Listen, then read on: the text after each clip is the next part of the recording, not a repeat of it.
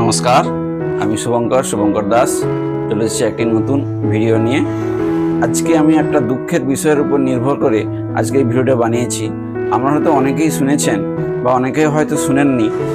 তো যারা শুনেননি তারা আজকে এই ভিডিওটা একটু মন দিয়ে দেখুন, বুঝতে পারবেন এটা আমি কেন বানিয়েছি।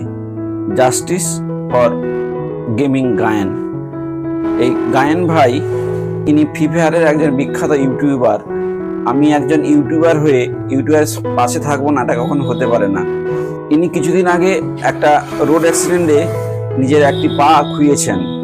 তো ওনার কথা অনুযায়ী উনি একেবারে নির্দোষ ছিলেন। তো উনি রাস্তার ধারে কিছু একটা কাজ করার জন্য নেমেছিলেন।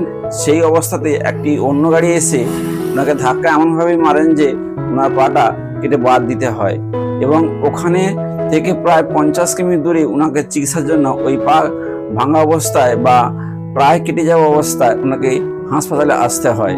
এই যে কষ্টটা উনি সহ্য করেছেন, সেই জন্য ওনার প্রতি আমার শ্রদ্ধা আরও বেড়ে গেছে যে উনি এই কষ্ট সহ্য করেও নিজের জীবনটাকে বাঁচিয়ে রাখার জন্য আপ্রাণ চেষ্টা করে গেছে।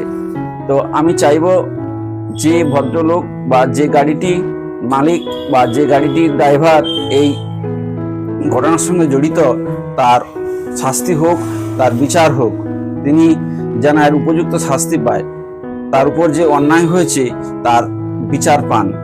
ভগবান আছে কামনা করব তার দ্রুত আরোগ্যর, তিনি যেন আবার পুনরায় তার সুস্থ সবল জীবনে ফিরে আসতে পারেন।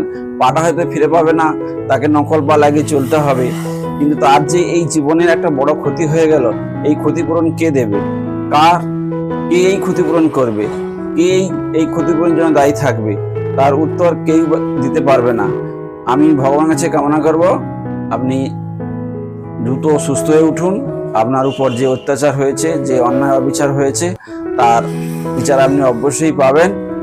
আমি চাইবো আপনি দ্রুত সুস্থ হয়ে উঠুন এবং ভালো থাকুন। সাংসারিক জীবনেও আপনি আবার ফিরে আসুন, আপনি এই গেমিং লাইনেও আবার ফিরে আসুন। সবাইকে যেভাবে আপনি উপভোগ দিয়েছিলেন, আগামী দিনে চাইবো আপনি সেভাবেই আবার আনন্দ দিন। দেখা হবে পরবর্তী একটা নতুন ভিডিওতে। তখন ভালো থাকুন, সুস্থ থাকুন। নমস্কার, টাটা, জয় হিন্দ, বন্দে মাতরম।